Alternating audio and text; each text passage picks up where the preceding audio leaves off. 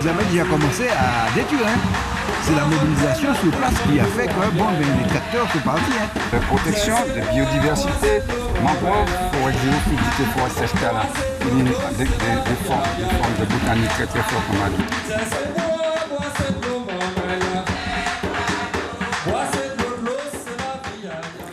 Bonjour tout le monde, c'est Fanny Wa avec vous pour Ansimène et Pila Sopama. Donc je suis contente, ravie de vous retrouver. Donc effectivement, il y a eu les vacances de la Sopama. On avait fait une émission avec Monsieur Granier pour annoncer les nouvelles émissions de la Sopama.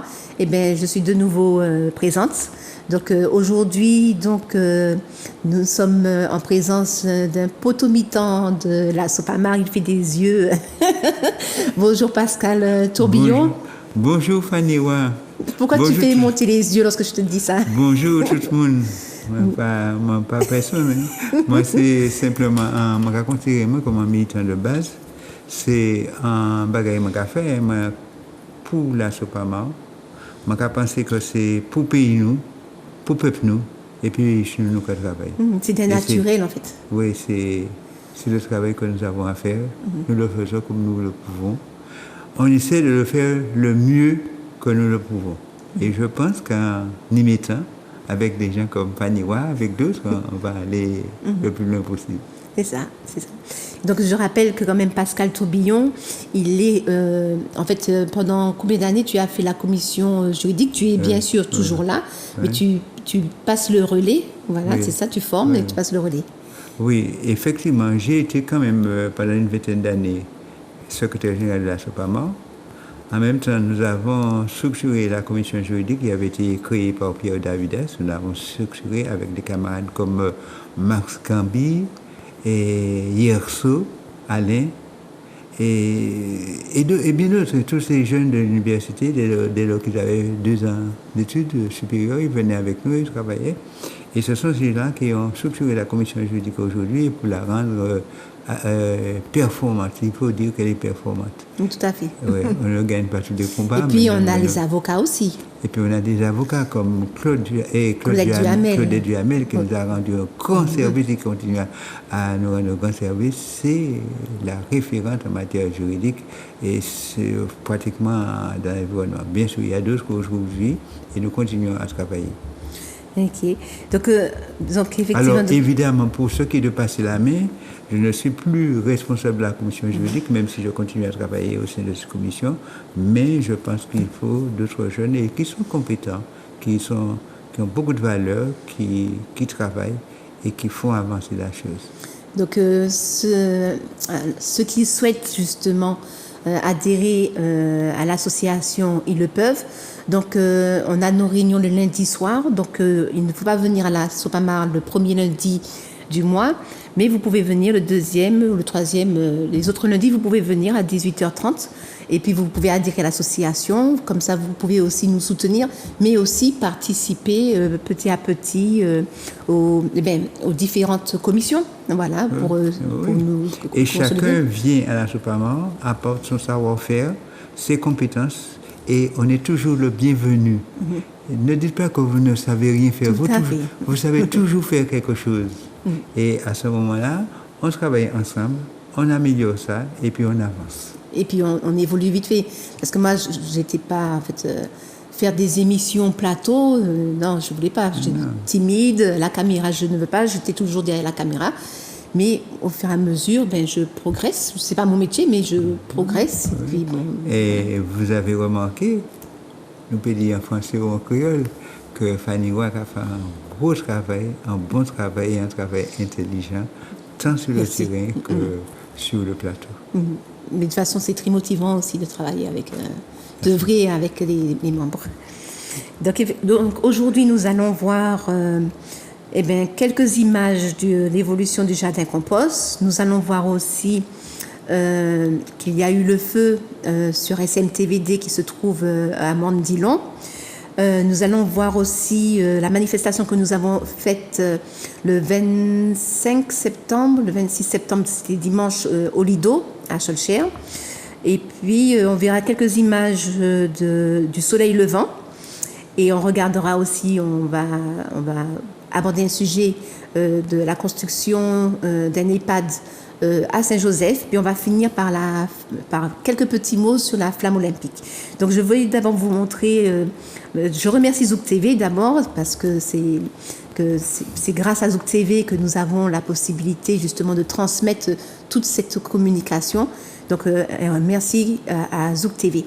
Donc on va regarder quelques images que Yasmina a partagées sur le Facebook de la Sopamar.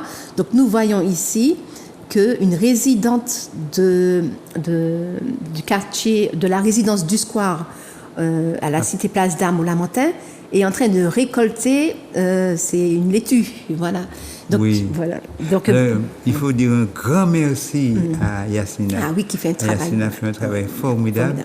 Et en particulier, c'est un travail où on met en place ce que nous avons appelé un concept jardin-compost.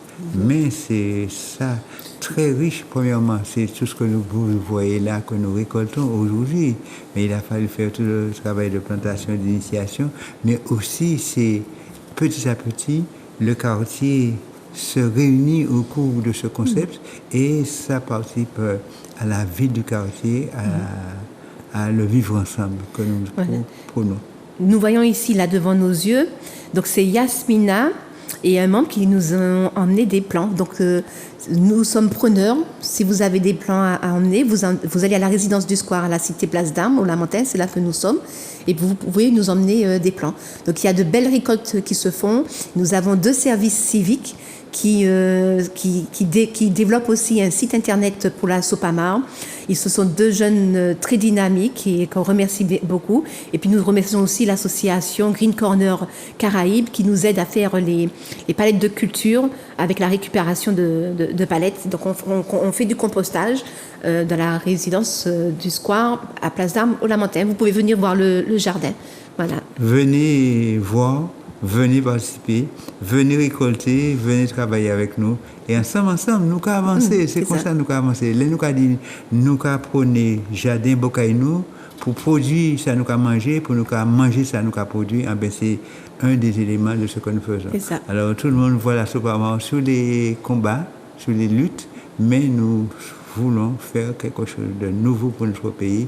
Et avec Yasmina, grâce à Yasmina et d'autres, nous avançons dans ce projet. Voilà, l'autosuffisance alimentaire. C'est ce que nous prenons.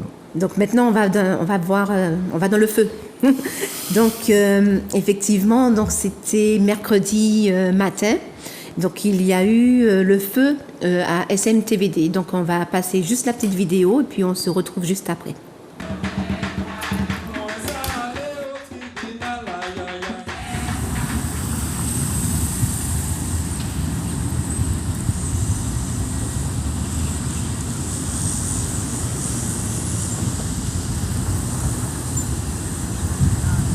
C'est bon?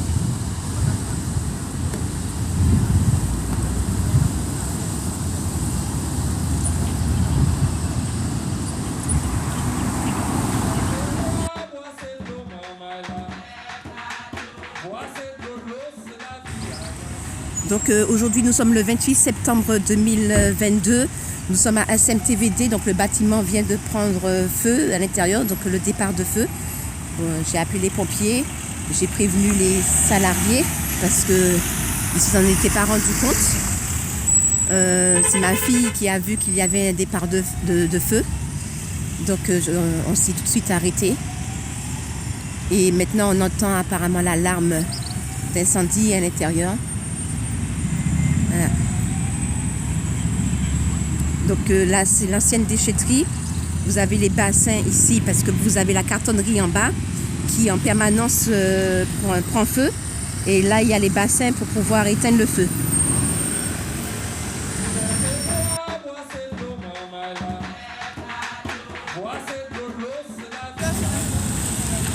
Donc nous voyons que les salariés sont en train d'évacuer le bâtiment. La fumée a diminué quand même.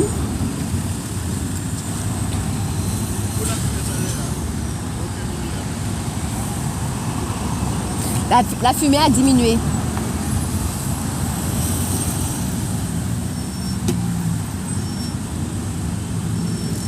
Donc les ouvriers sont en train de sortir, les salariés. Là apparemment c'est la direction. La fumée a diminué, donc c'est à côté de la cheminée.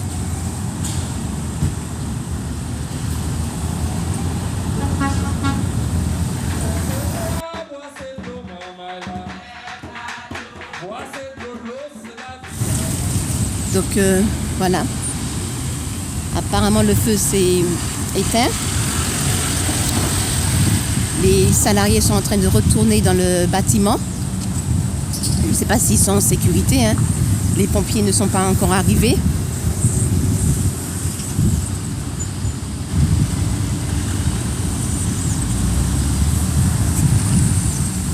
Je ne sais pas si c'est prudent d'y retourner.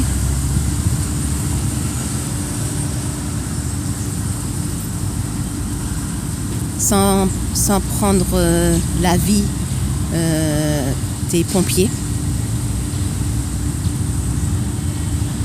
La lame s'est de nouveau enclenchée. Vous entendez que la lame s'est de nouveau enclenchée. Je vous laisse entendre. Et les salariés sont retournés dans le bâtiment.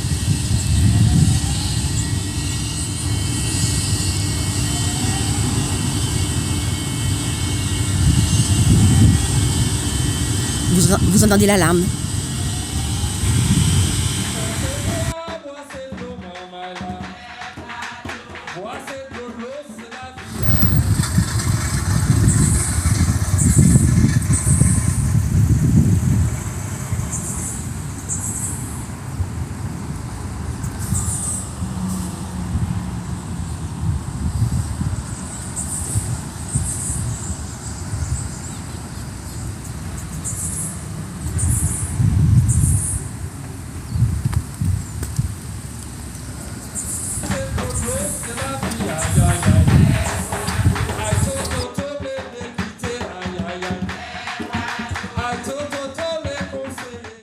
Donc nous voyons effectivement que c'est une zone, donc c'est à Fort-de-France sur le pont de Châteauboeuf en direction de Dillon. Lorsque nous allons en direction du terrain de football en fait de Dillon, donc vous avez l'incinérateur juste à gauche. Toute la fumée, toute l'année, 24 heures sur 24, parce que ça fonctionne 24 heures sur 24, cette pollution qui sort de cette cheminée se dirige sur tous les environs, toute la cité d'Illon. Donc il y a énormément de personnes qui subissent cette pollution. Et ils continuent à construire des HLM dans cette zone, et zone à risque, puisqu'il n'y a aucun plan d'évacuation de sécurité. Tu peux nous en parler justement de ça?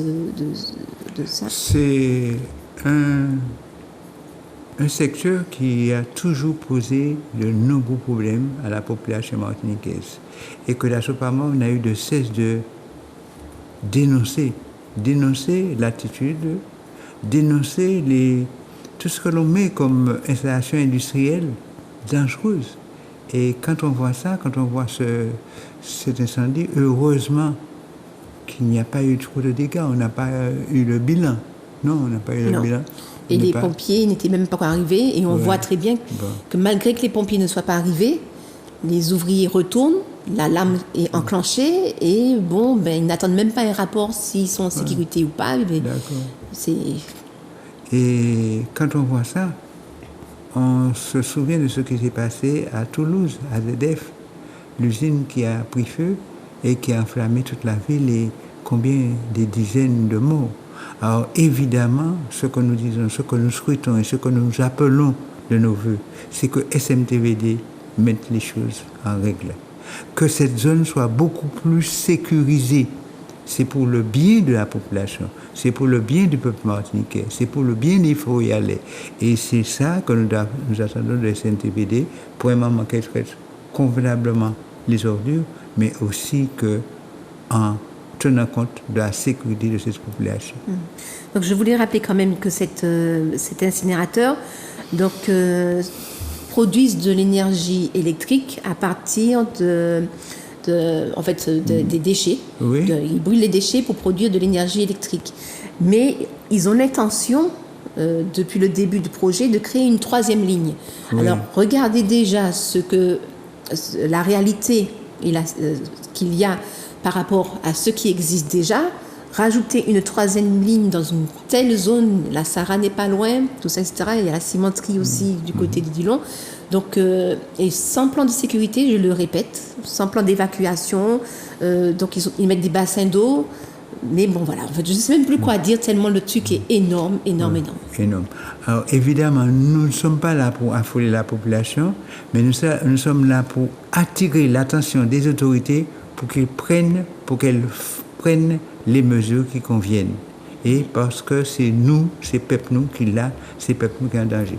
Mais en tout cas, nous toujours dit, la Sopamor, nous contre 3e ligne là, parce qu'ils mettaient en 3e ligne de déchets.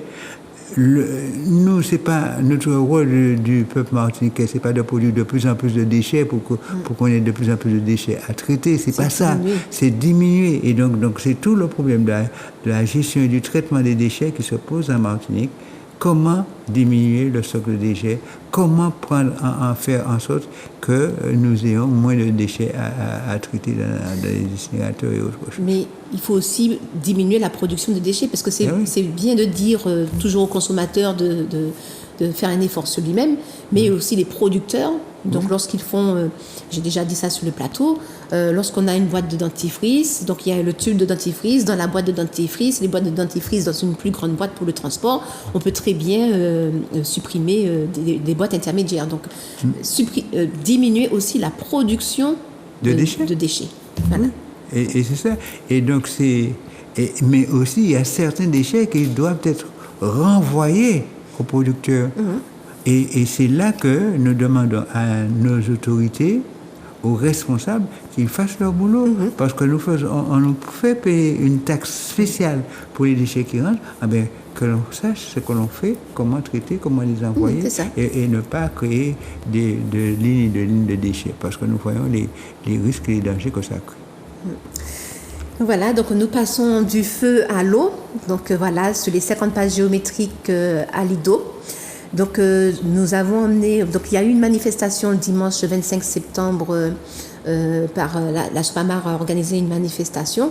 Donc est-ce que tu peux expliquer justement, donc on a emmené quelques images, est-ce que tu peux expliquer justement, parce que j'entends dans les réseaux sociaux, ah oui, mais que fait la Sopamar, le bâtiment est construit, que c'est que maintenant que vous voyez cela, en fait non, tu peux expliquer réellement le problème. Je dois dire tout de suite à la population que cette manifestation du dimanche 25 septembre, c'était la 5e manifestation de la Sopamar sur le site.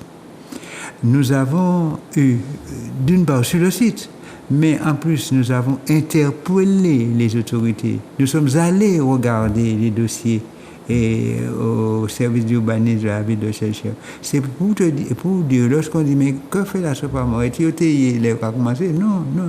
Nous là, mais nous avons rappelé aussi, faut que c'est mon ensemble, nous c'est des bénévoles.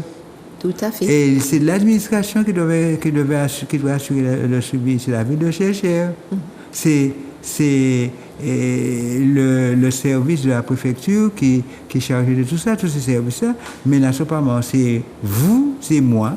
Nous sommes des Martiniquais, nous sommes conscients de la réalité de notre pays et nous intervenons pour améliorer les choses. Mais nous ne sommes pas payés pour ça. Les commander la Sopamar. Mais nous pouvons dire, mais il ne faut pas commander ça, la Sopamar, qu'on fait bazot. Il faut que je dise qui ça nous a fait. Et puis la Sopamar pour bagaille la avancer. En tout cas, pour ce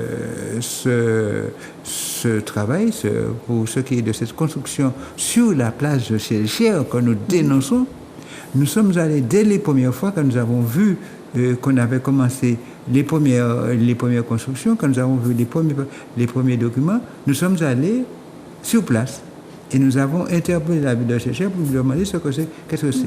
Et nous apprenons qu'il y a eu un premier permis qui 2016, là on le voit. Oui, qui avait été donné en 2016 pour la construction d'un bâtiment à cet endroit.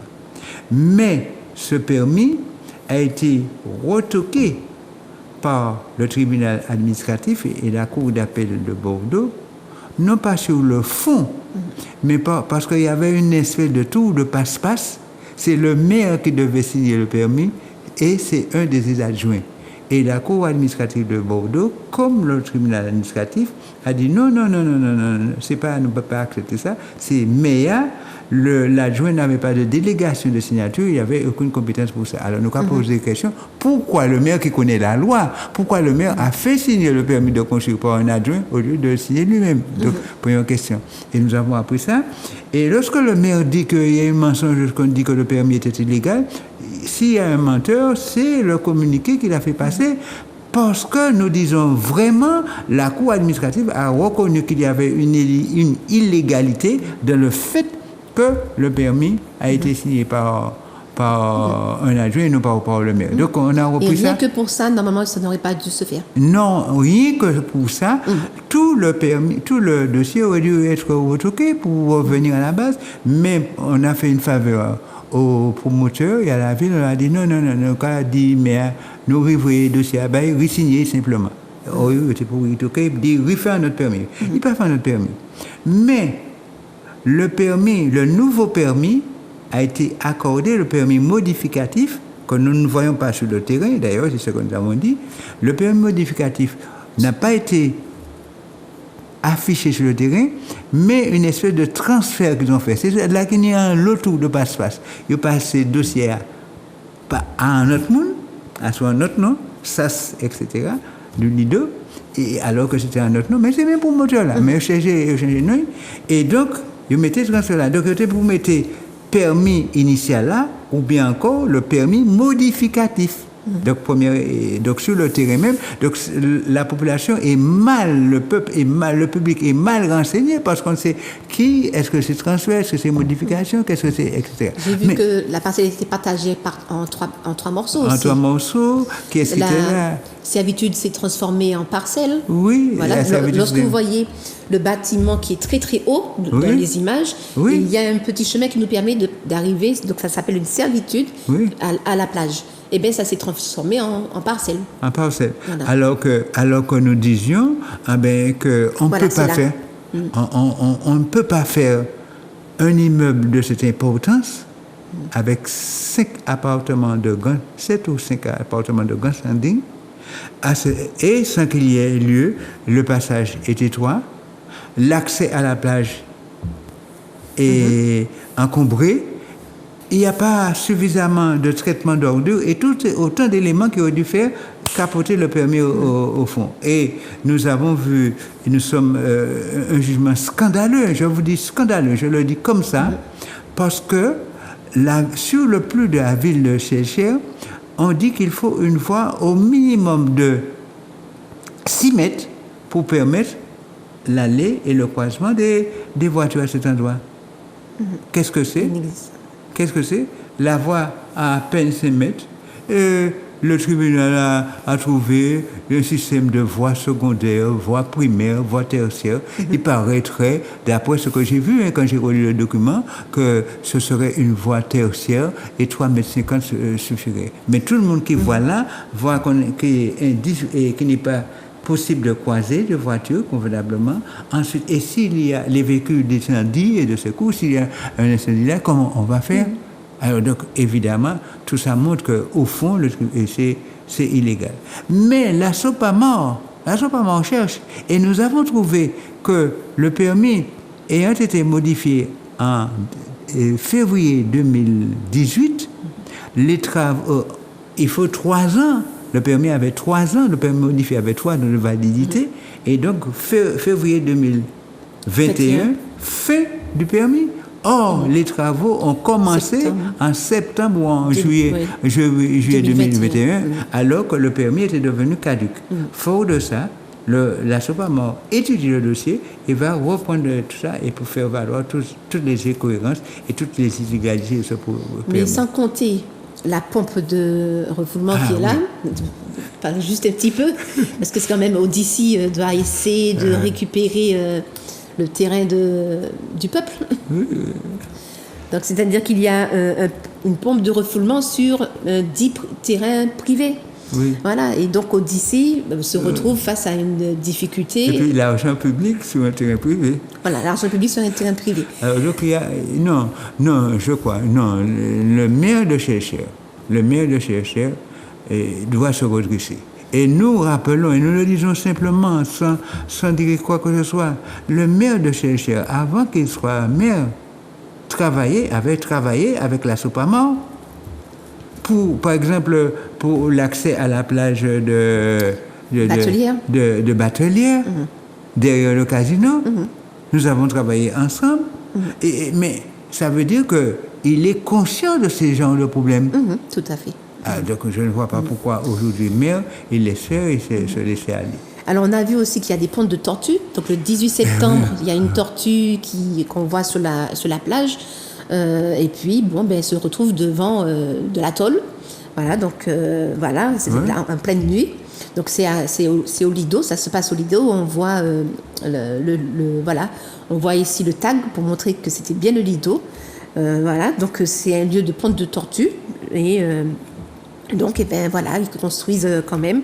Et il y a aussi, je voulais vite fait parler du code donc il y a le code de l'urbanisme, parce qu'après on doit passer à notre sujet. Il y a le code de l'urbanisme, il y a plusieurs codes, dont le code aussi de construction, qui doivent limiter la hauteur des bâtiments, en fait, qu'il y a un certain respect lorsqu'on construit un bâtiment. Oui. Donc là aussi, c'est pas respecté. Non, il y a ça. Le bâtiment a plus de 12 mètres au moins, alors que normalement c'était 7 mètres. Mais nous avons vu des magouilles. Comment il s'appelle, l'architecte était venu pour demander de rectifier ça, ce qui était déjà dans le code de l'urbanisme. Bon, nous avons vu pas mal de choses. La construction qui est sur la plage, on voit le sable, alors qu'on ne peut pas construire comme ça sur le domaine public. Et là, et tu l'as dit, c'est un lieu de tortue. Enrochement, mur, alors que plage... qui empêche à la tortue d'aller et venir, alors que la tortue est une espèce protégée. Donc toutes sortes de choses. Et quand le maire nous dit que c'est illégal, même Michel dit, mais même si papier administrativement, ou c'est dit, bon, mais on peut regarder tout ça pas normal. C'est ça. Même si mais c'est quoi dit. Donc, dans les images que nous avons vu aussi qu'il y avait encore la présence de gendarmes. Partout où il y a la Sopamor, partout il y a la présence de gendarmes. Et donc, on va regarder quelques images de souvenirs, de mauvais souvenirs pour certains, parce qu'ils ont perdu leur maison, comme Roger Arnaud, qui est membre de la Sopamor, justement, qui a perdu sa maison au soleil levant. Au François. Donc, on va voir quelques images. Justement, à l'époque, déjà, la Sopamor se retrouvait face à tout le monde. Que ce soit les riverains étaient contre la Sopamor, le maire était contre la Sopamor. Donc, tout le monde était contre la Sopamor et ils ont quand même construit ces maisons et on se retrouve aujourd'hui devant un cimetière de maisons. Donc, on voit les images et pourtant la Sopamor a maintes fois intervenu. Le maire avait même bloqué la route avec un tracteur. Pour empêcher aux militants de la Sopamor de sortir. Et moi, j'étais militant de base à l'époque, je n'étais pas responsable. Et je me souviens, c'était M. Van Lajoie qui était maire. On avait 1000 fois et de façon déterminée dire non, c'est pas possible de faire là. Parce que les ouvriers nous avaient dit qu'il y avait des sources souterraines et qu'à n'importe quel moment, il pourrait avoir résurgence et tout ça. Et c'est ça qui s'est produit. Malgré l'avertissement de la Sopamor, le maire, contre la volonté de la Sopamor, malgré tout ce qui s'était dit, a fait construire. Et puis aujourd'hui, des gens comme Roger Arnaud et d'autres ont perdu leur maison. Et aujourd'hui, c'est véritablement aller au soleil levant et vous allez voir le cimetière de maisons et des maisons de grande valeur qui avaient été construites à l'époque. Alors évidemment, c'est parce que les autorités sont parfois têtues. Mais on leur dit, mais non, mais c'est pas parce que nous savons que c'est nous seuls qui trouvons une raison. Mais quand nous disons quelque chose, asseyons-nous, discutons, voyons ce qui peut être amélioré et ensemble, parce que le pays c'est à nous. Quand nous regardons le pays c'est à nous, quelles que soient vos options politiques ou vos élections idéologiques, c'est là nous allons rester, c'est là le pays nous allons rester. En nous garder ça, nous pouvons faire pour nous avancer ensemble, pour ne pas mettre ces Chinois et familles nous et puis nos biens en danger inutilement. C'est ça. Et je tiens quand même à préciser qu'il y a eu des études d'ingénieurs, de terrain, tout ça, etc. Et au niveau juridique, même au tribunal. On nous a fait perdre au tribunal. Oui, non, je ne suis pas sûr que cette affaire-là soit allée au tribunal. Cette affaire est allée au tribunal à partir du moment où les constructions ont été faites et que le danger avait été créé, était avéré lorsque les maisons sont parties et descendaient à la mer. À ce moment-là, il y a eu des dangers, il y a toute une série de choses qui ont traîné. C'était quand est-ce cet événement? Cette affaire-là doit dater des années 90, c'est tellement... C'est loin. C'est loin, des années 90. Mais on doit quand même... mais on doit se souvenir. Apprendre des erreurs pour ne pas les reproduire. Oui, c'est l'expérience que nous avons faite doit nous servir aujourd'hui. Mais c'est ça le passé. On peut toujours faire des erreurs, mais c'est pas là... Mais on ne peut pas reproduire éternellement les mêmes erreurs. Et l'un des problèmes que nous avons en Martinique, et j'attire l'attention des autorités, on est toujours de nous dire, on est pressé, il faut faire vite, on agit dans l'urgence. Mais non, mesdames, on nous assise pour nous aller ensemble. On nous assise un petit moment. Parce que l'urgence fait que on laisse passer l'essentiel. Et l'essentiel, c'est ce que nous voyons là. Voilà, donc on est passé justement du feu à l'eau. Mais on restera encore dans l'eau. Donc, c'est un EHPAD de 84 lits que l'ARS souhaite construire sur la commune de Saint-Joseph. L'ARS, c'est... En fait, l'ARS, c'est l'agence régionale pour la santé. Voilà. Donc, Rosalie, alors la vidéo est un peu longue, en fait, 14 minutes, mais Rosalie Gachette explique très bien, la présidente de la SOPAMA, explique très bien ce qui se passe. Donc, j'ai pas pu couper un morceau de la vidéo parce que tout ce qu'elle dit est important et puis c'est illustré. Donc, j'étais sur le site avec Rosalie Gachette. D'accord. Voilà. Donc, on se retrouve juste après la vidéo.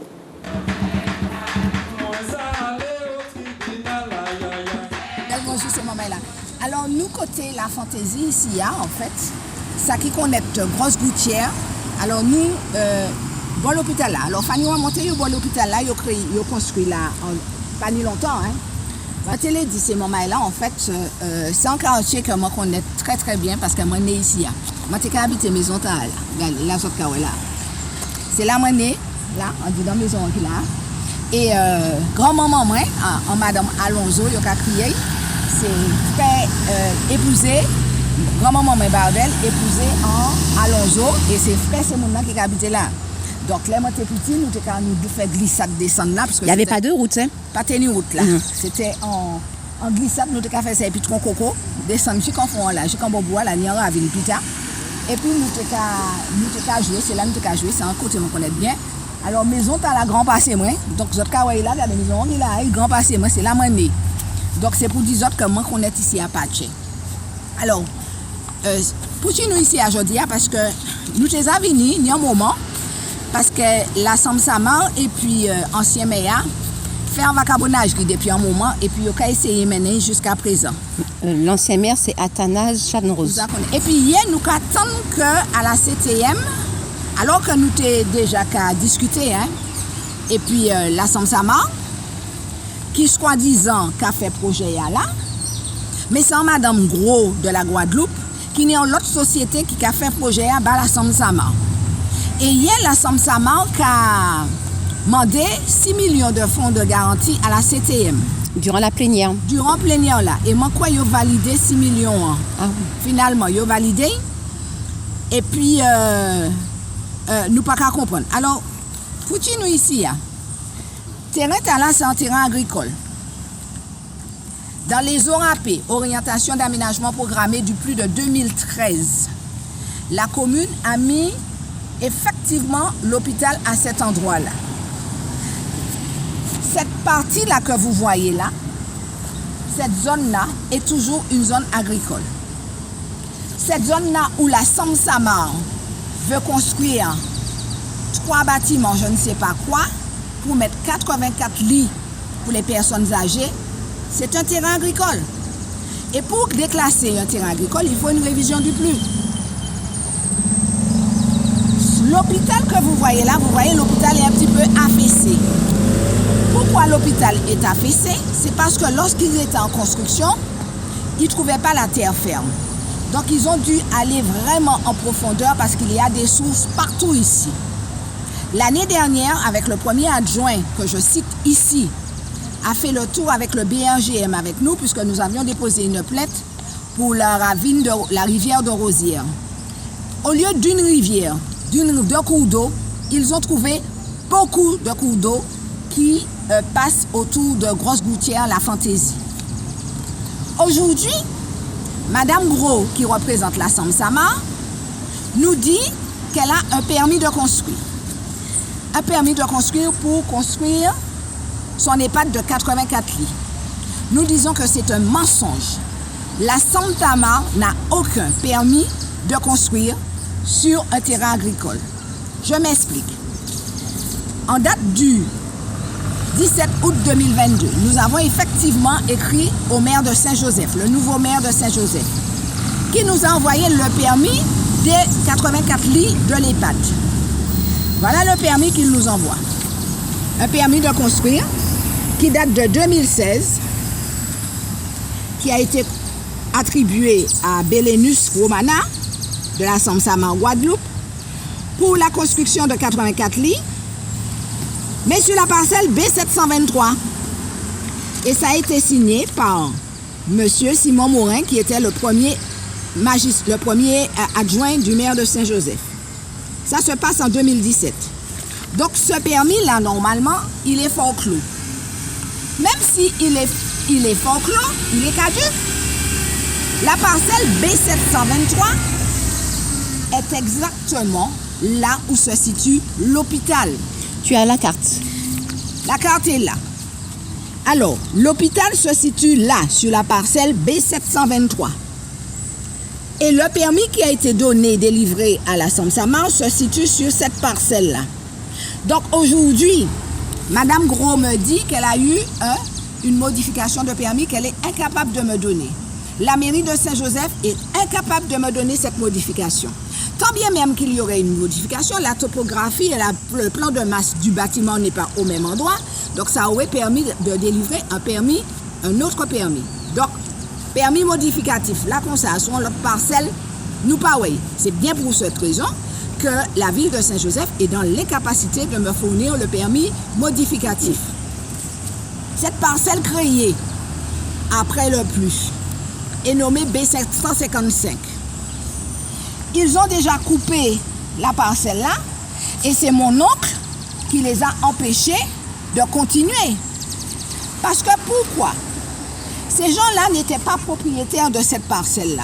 Ils ont bien, avec l'ancien maire... Quand tu dis ces gens-là, c'est qui? La Samsama. Voilà. Ils étaient bien propriétaires peut-être d'une parcelle achetée par la mairie au départ et puis entre-temps démembrée, etc. Mais la parcelle, elle était coupée là et elle arrivait jusque-là. Le problème avec cette parcelle, c'est que lorsque vous regardez le PPR, vous voyez que toute cette parcelle-là, après l'hôpital qui est en bas, eh bien, se situe dans une zone rouge. Et cette parcelle-là, quand ils ont fait des fouilles, ils ont trouvé de l'eau.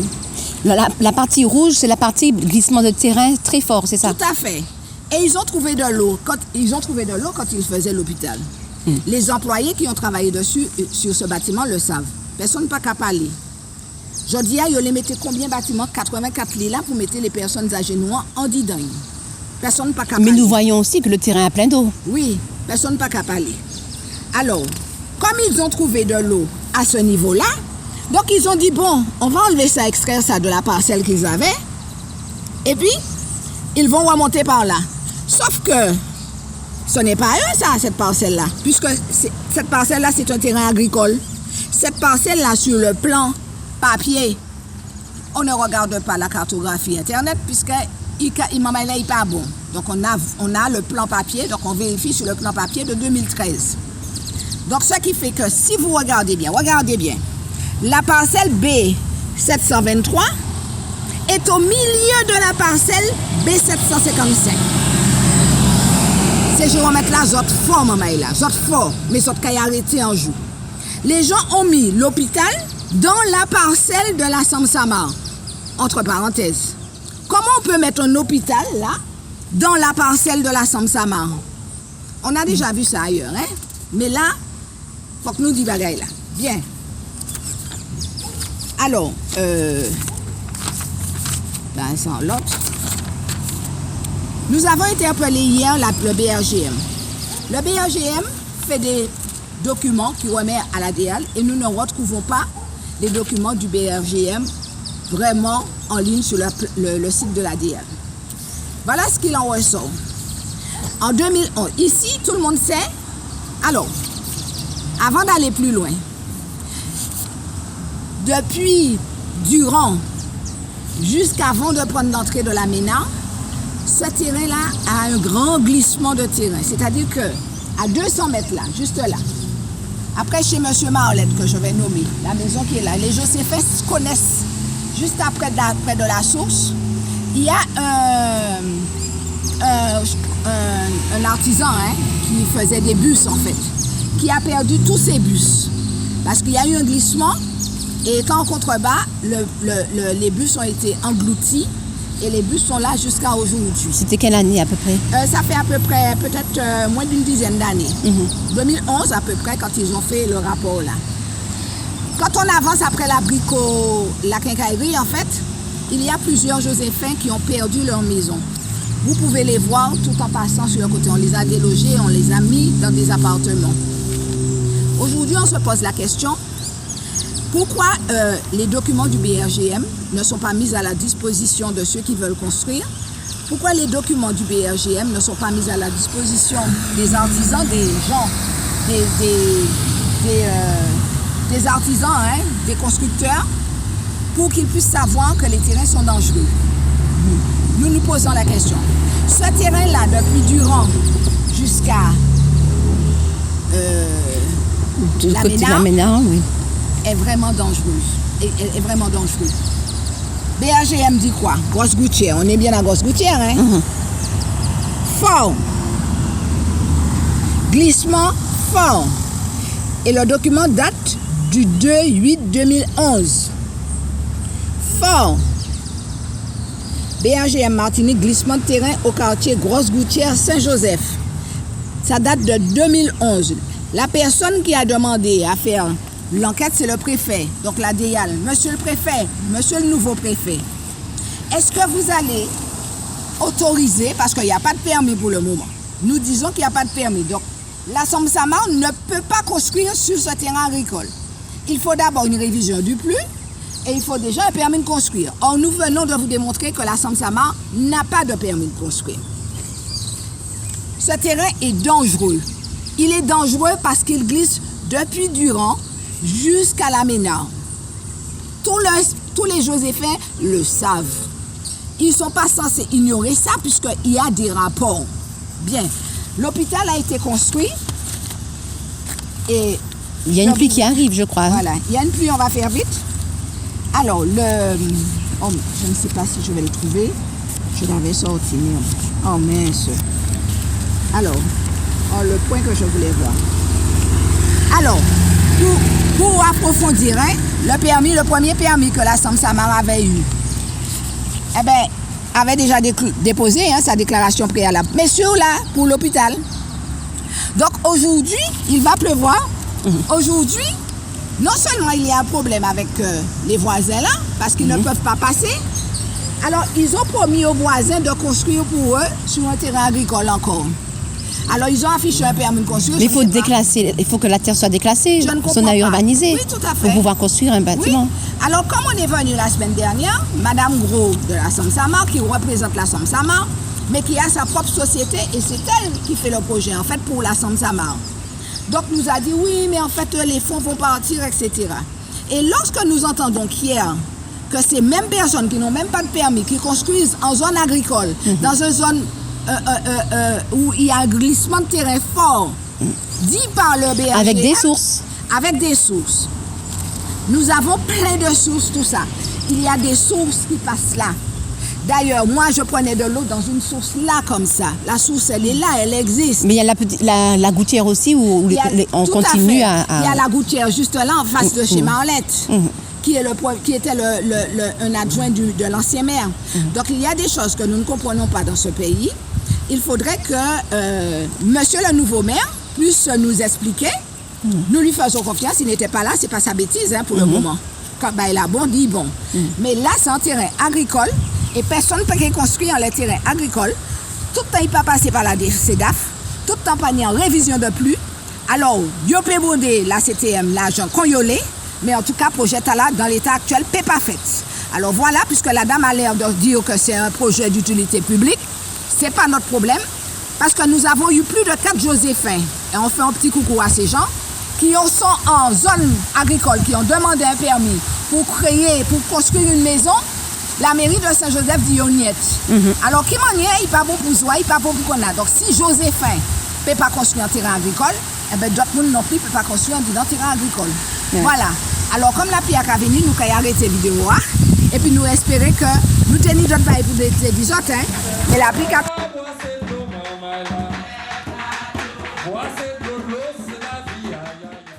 Donc nous voyons commencer, donc en fait depuis le début de l'émission, on voit c'est quoi le conflit qu'il y a entre les administrations, les élus, les riverains, les administrés. Qu'est-ce que tu as à dire sur ça, Oui, Pascal? alors, bon, je peux dire, bon, c'est querelle administrative, mais ça qu'il a et encore en cours, c'est la santé, la sécurité des populations qui est en jeu.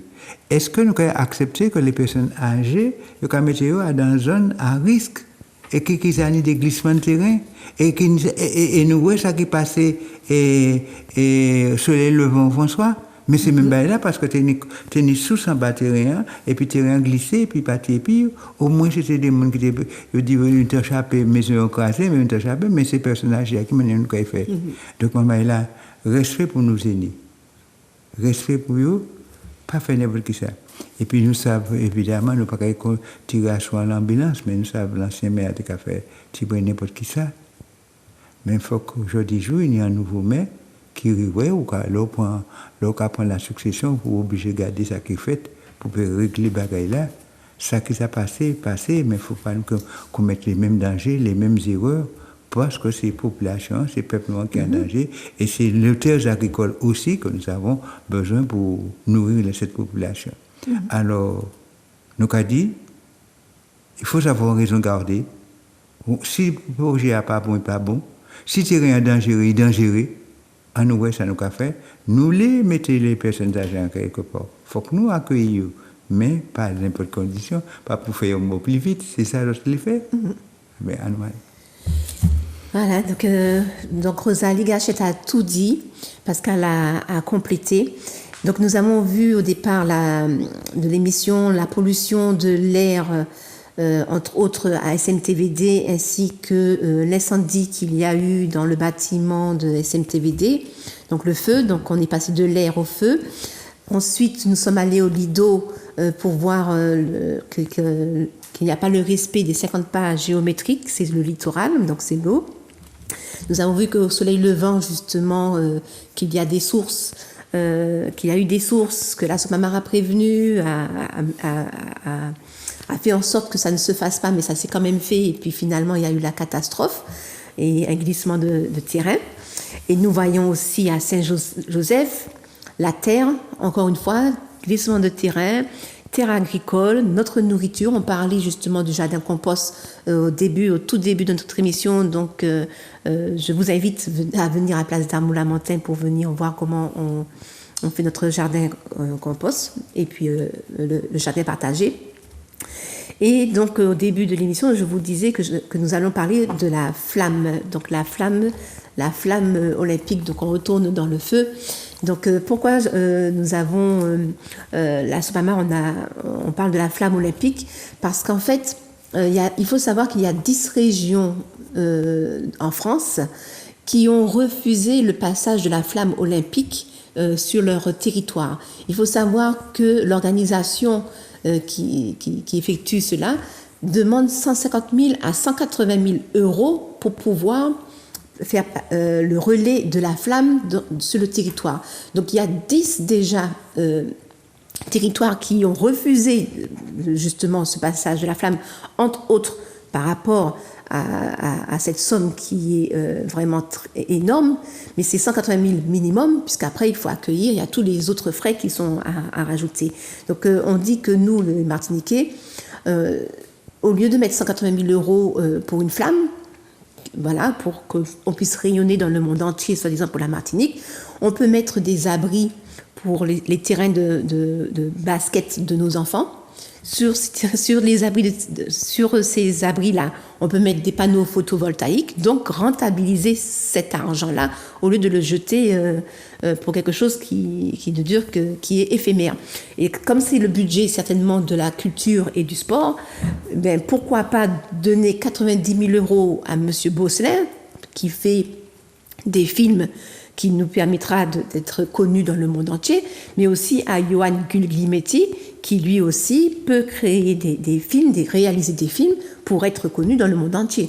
Donc en fait, cet argent-là, on peut le servir à autre chose qu'à une flamme, d'autant plus qu'il y a quelque chose quand même qui est assez grave dans l'histoire de cette flamme.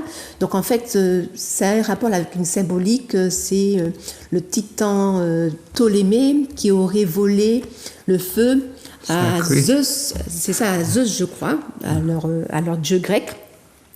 Et puis après il se fait manger le foie par vautour, autrement un aigle, je sais pas. Et puis donc en fait c'est le feu sacré.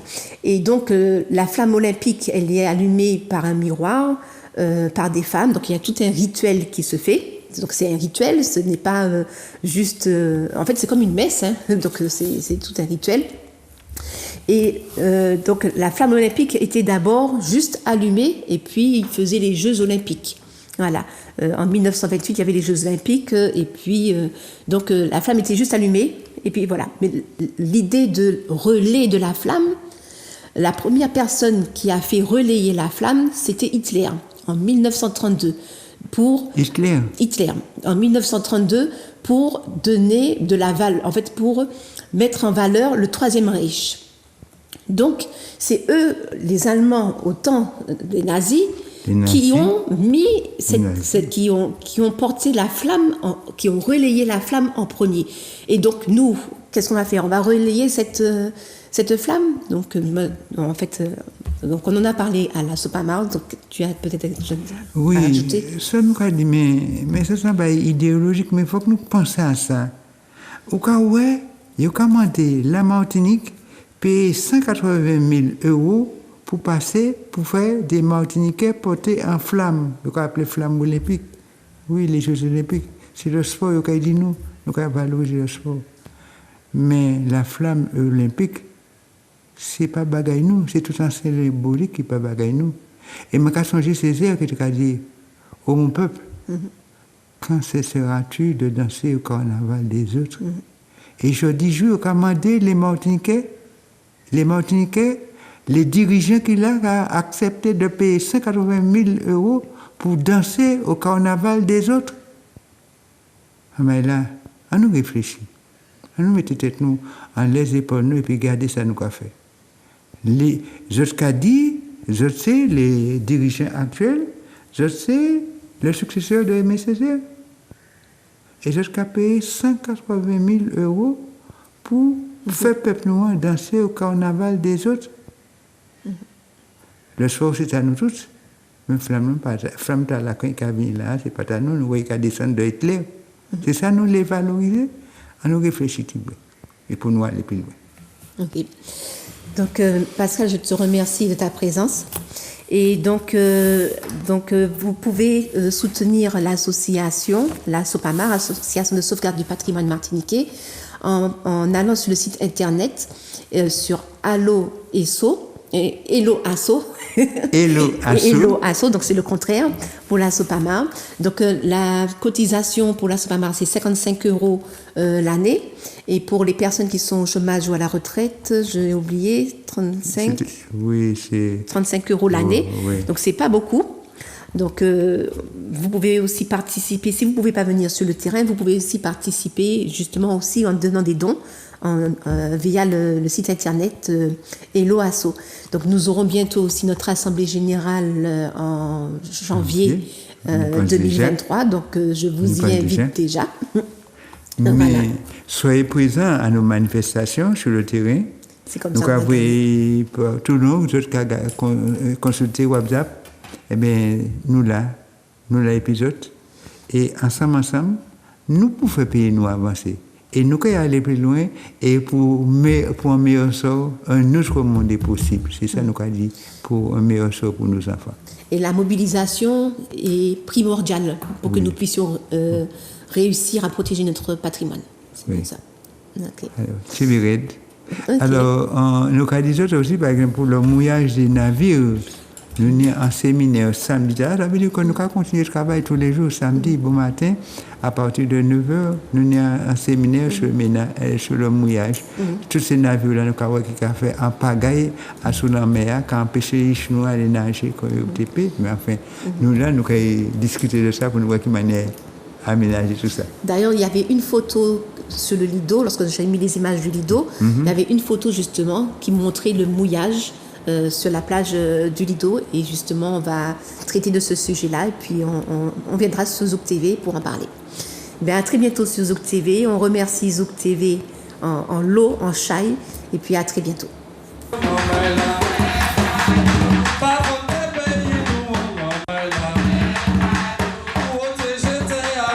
Les Amédiens ont commencé à détruire. C'est la mobilisation sur place qui a fait que les tracteurs sont partis. La protection de la biodiversité, maintenant, pour géophysique forestière, des formes de botanique très très fortes, comme on a dit.